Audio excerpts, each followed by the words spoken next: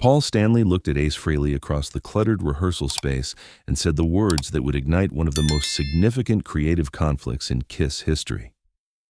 "You're a great guitarist, Ace. Nobody's questioning that. But songwriting? That's not your thing. Leave the hit writing to me and Gene. That's what we do."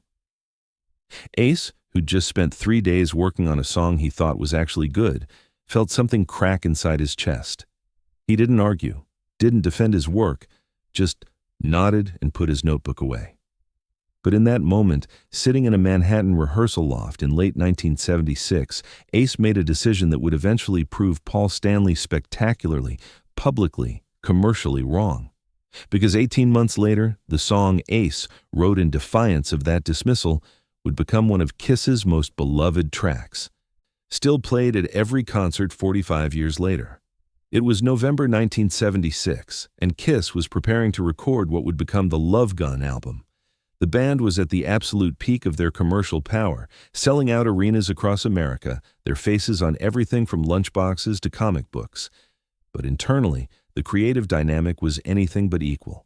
Gene Simmons and Paul Stanley wrote the hits, made the business decisions, controlled the direction. Peter Criss and Ace Frehley were the musicians, essential but secondary, valued for their playing but not their creative input beyond their instrumental parts.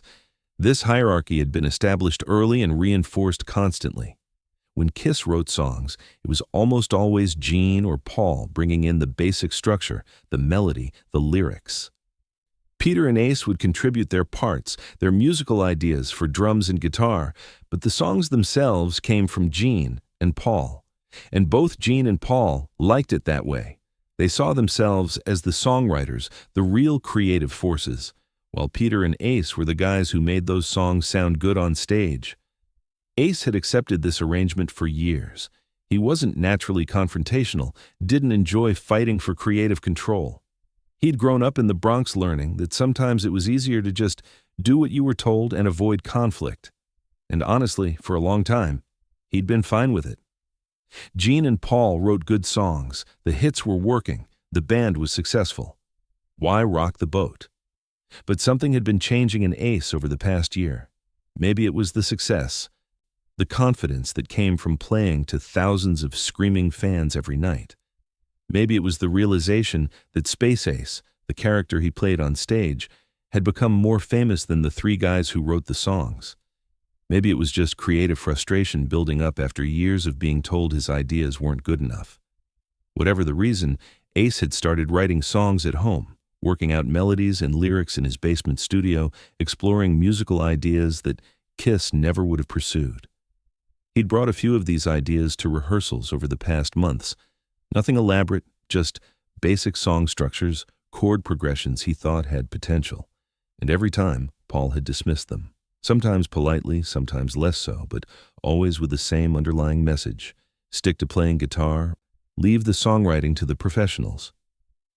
Gene would usually agree with Paul, occasionally offering some constructive criticism, but ultimately supporting Paul's position that Ace wasn't cut out for writing hits. That November afternoon, Ace had brought in what he thought was his best song yet. A mid-tempo rocker with a strong melodic hook, lyrics about a real experience he'd had, something personal and genuine that he thought could connect with audiences. He'd worked on it for days, refining the arrangement, making sure every part worked. He was genuinely proud of it. Paul had listened to maybe 30 seconds before stopping him. "It's not bad, Ace, but it's not a Kiss song. It doesn't have that arena rock energy we need, and the lyrics are too personal, too specific. Kiss songs need to be anthems, not diary entries." He'd said it matter-of-factly, not trying to be cruel, just stating what he believed was obvious truth. That's when Paul had delivered the line that cut deeper than he probably intended. "You're a great guitarist, Ace. Nobody's questioning that. But songwriting? That's not your thing. Leave the hit writing to me and Gene. That's what we do." Gene, working on his own song at the other end of the room, had looked up and nodded. "Paul's right. We all have our roles. You make the guitar parts amazing. That's your contribution. Let us worry about the songwriting." Peter, sitting behind his drum kit, had stayed quiet. But Ace saw something in Peter's eyes, a recognition of what was happening. Peter knew what it felt like to be dismissed, to be told your creative ideas didn't matter. He'd been fighting the same battle for years. Ace had gathered his notebook, his cassette recorder, his scraps of paper with chord progressions and lyric ideas. "Got it," he said quietly. "I'll stick to guitar." And he'd left rehearsal early, walking out into the cold Manhattan evening with something burning in his chest that felt dangerously close to actual anger. The walk back to his apartment took 45 minutes. Ace didn't take the subway, didn't catch a cab. He just walked, letting the cold air and the rhythm of his steps help him process what had just happened. By the time he reached his building, he'd made a decision. Paul Stanley thought Ace couldn't write hits? Fine. Ace was going to prove him wrong. He locked himself in his home studio. For the next 3 weeks, Ace barely left that room except for necessities. His wife would bring him sandwiches, coffee, anything to keep him fueled, checking that he was still functional, trying to convince him to take breaks. But Ace was possessed by something he hadn't felt in years. Pure creative drive, fueled by anger and determination and a desperate need to prove that he was more than just Gene and Paul's guitar player. The studio was modest, just a spare bedroom with basic recording equipment, nothing professional, but enough to capture ideas. He had his guitars, a drum machine, a 4-track recorder, and complete privacy. No one telling him what Kiss songs should sound like, no one dismissing his ideas, just Ace and the music. He started working on a song about something that had actually happened to him 6 months earlier during a show in Lakeland, Florida. An electrical short in the venue's wiring had sent voltage through his guitar, literally shocking him on stage in front of 18,000 people. The sensation had been terrifying, his muscles locking up, unable to let go even though he knew the electricity was hurting him. For what felt like an eternity but was probably only 3 or 4 seconds, Ace had been stuck, trapped by the very instrument that was his identity. The crew had killed the power just in time, probably saving his life. Looking back months later, Ace realized it was the perfect metaphor for what he felt like in Kiss. Stuck holding something that was hurting him, unable to let go because letting go meant giving up everything, needing someone else to cut the power before he got seriously damaged. The band that had made him famous was also the band that dismissed his creative contributions. He was being shocked, metaphorically, every time Paul told him to stick to guitar playing. He called the song "Shock Me." The title worked on multiple levels: the literal shock from the guitar, the shock of almost dying on stage, the shock of being repeatedly dismissed by his bandmates. The lyrics were personal, specific, exactly what Paul had said Kiss songs shouldn't be. But they were honest, and Ace felt like honesty might be more valuable than following Paul's formula. The music came together surprisingly quickly. A driving rhythm, a memorable guitar riff, a chorus that stuck in your head. Ace worked on the arrangement obsessively, making sure every part served the song, that nothing was there just for flash or technical demonstration. He wanted this to be undeniably good, so good that even Paul couldn't dismiss it. And then Ace made a decision that was even more radical than writing his own song. He decided he was going to sing it himself. Up until this point, Ace had never sung lead on a Kiss track. Gene and Paul handled all the vocals. Peter sang one ballad per album, his showcase piece, but Ace had never even been considered as a vocalist. The assumption was that he couldn't sing, that his voice wasn't right for Kiss's sound. But Ace thought his voice fit this particular song perfectly. The lyrics were his story, his experience, his emotions. Having Gene or Paul sing it would feel dishonest, like someone else telling a story that belonged to Ace. So he practiced singing it, worked on his vocal delivery, made sure he could perform it competently if not spectacularly. This was going to be his song, his performance, his statement. After 3 weeks of intensive work, Ace had a finished demo. Guitar, bass, drums, vocals, everything recorded on his home equipment. It wasn't professional quality, but it was good enough to demonstrate what the song could be. And Ace thought it was genuinely good. Not just good for a guitarist trying to write songs, actually good, hit-worthy good. The question was what to do with it. He could bring it to the band, present it at rehearsal, and risk another dismissal. Or he could use it as leverage, make demands, force Paul and Gene to take him seriously as a creative force. Ace decided on the direct approach. He called Paul, asked to meet privately before the next rehearsal. Paul agreed. probably expecting Ace to apologize for leaving early or to discuss some equipment issue. They met at a diner near the rehearsal space, neutral territory. Ace brought his cassette player, set it on the table between them. "I wrote a song," Ace said. "I want to play it for you." Paul looked skeptical, but curious. "Okay, let me hear it." Ace pressed play.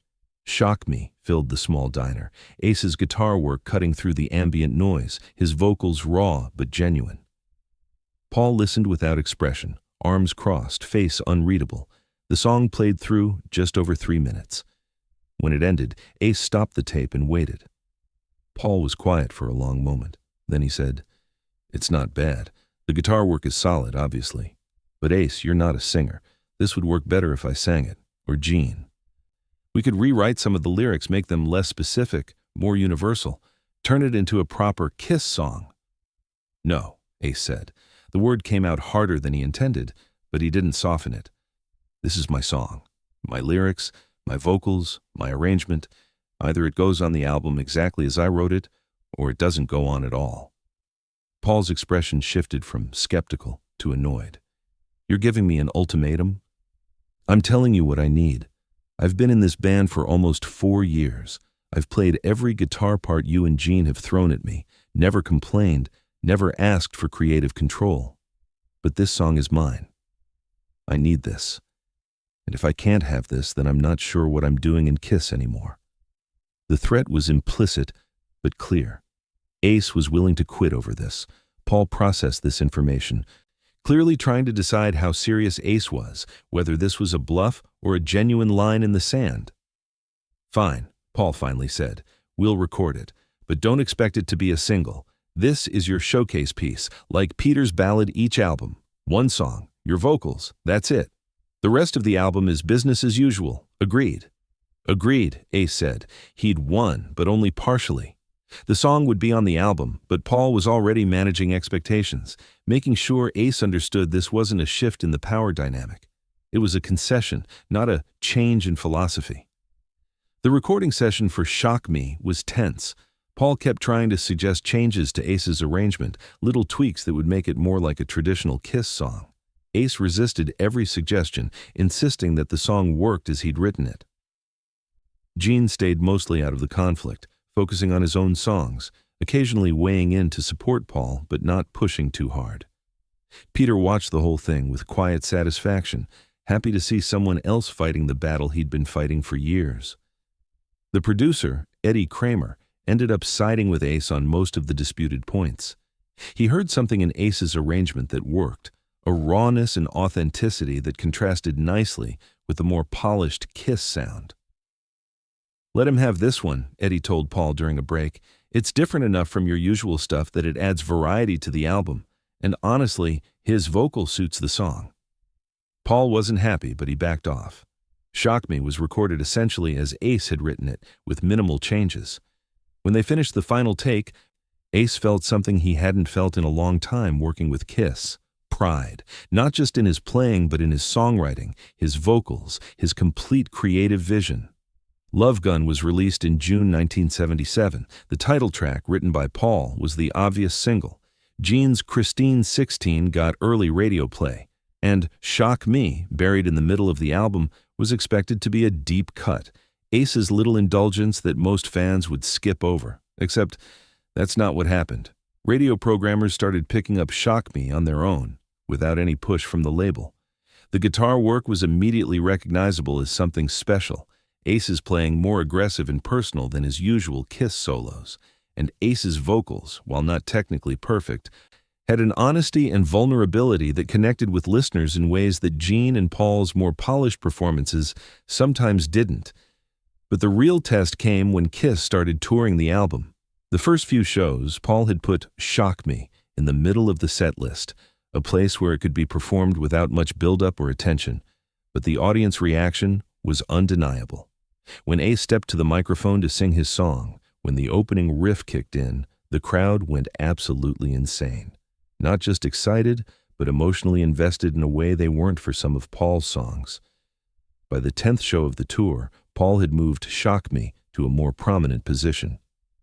By the 20th show, it was one of the biggest moments of the night.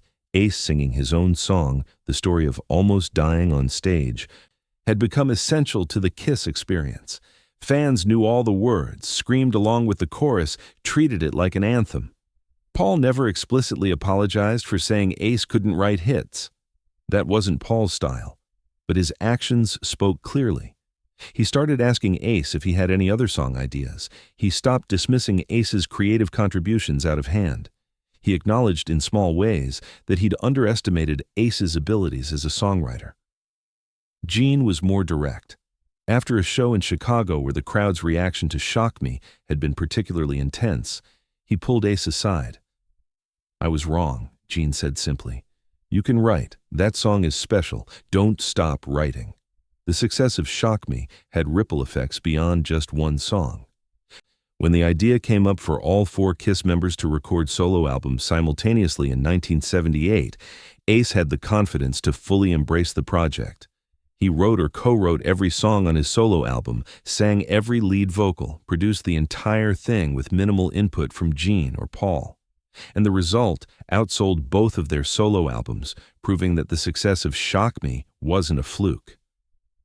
Ace Frehley, the guy who wasn't supposed to be a songwriter, had written and performed an album that the public preferred over the work of the 2 guys who'd built their identities around being Kiss's creative core. New York Groove, a cover from Ace's solo album, became a top 20 hit. Bigger than anything on Paul's solo album, bigger than anything on Gene's. The commercial proof was undeniable. The marketplace had spoken, and it had chosen Ace. The internal dynamics of Kiss were never quite the same after that. Paul and Gene still controlled most of the songwriting, still made most of the business decisions. But they could never again dismiss Ace's creative contributions with the casual confidence they'd had before Shock Me. Ace had proven he could write hits, could connect with audiences, could be more than just a guitar player in someone else's band. The irony was that Ace didn't want to be the primary songwriter. He didn't want to control Kiss's direction or write the majority of the songs. He just wanted to be taken seriously, to be respected as a complete musician rather than as a talented sideman. Shock Me gave him that respect. And once he had it, he was content to let Paul and Gene continue doing what they did best, as long as they acknowledged that Ace could do it too if he chose to. Years later, in a 1996 interview, Paul Stanley was asked about Kiss's greatest songs. He included Shock Me in his top 10 without hesitation. "That song proved something important," Paul said. "It proved that Ace was more than just a great guitar player. He could write, he could sing, he could create something that resonated with millions of people. I underestimated him, and he proved me wrong in the best possible way, by making something undeniably great." Ace, characteristically modest when asked about the same topic, said simply, "I just wanted one song that was mine. One piece of the Kiss catalog that came completely from me. Shock Me was that song. And the fact that fans still love it 40 years later means more to me than any commercial success or critical praise. It means I connected with people. That's all any artist really wants." Shock Me remains in Kiss's setlist to this day. Every tour, every show, Ace or whoever is playing guitar steps to the microphone and performs the song Ace wrote when Paul Stanley told him he couldn't write hits. The song that proved creative ability can't be determined by someone else's assumptions. The song that showed underestimation can be the greatest motivator. The song that demonstrated one simple truth: sometimes the person everyone dismisses is exactly the person who has something important to say. The legacy of Shock Me extends beyond just Kiss. It became a template for how band members could assert their creative identities within groups dominated by strong personalities. It showed that collaboration didn't have to mean submission, that respecting hierarchy didn't require abandoning your own creative vision. And it proved that sometimes the best work comes from conflict, from being told you can't do something and deciding to prove otherwise. For every musician who's been told they're not a songwriter, not a vocalist, not creative enough to contribute beyond their assigned role, Shock Me stands as evidence that those judgments are often wrong, that the person holding you back might be standing in your rehearsal space or your recording studio, telling you with absolute confidence that you're not capable of something you absolutely can do. And that the only way to prove them wrong is to do the work, create the thing, and let the results speak for themselves. Paul Stanley thought Ace Frehley couldn't write hits. Ace responded by writing one of Kiss's most enduring songs, not through argument or persuasion, but through the undeniable power of actually doing the thing he was told he couldn't do. That's the real lesson of Shock Me. Not that everyone who's dismissed is actually talented, but that the only way to know what you're capable of is to try, and that sometimes being underestimated is the best fuel for proving you were underrated all along. This story is based on documented accounts of Kiss's internal dynamics and the creation of Shock Me in 1977.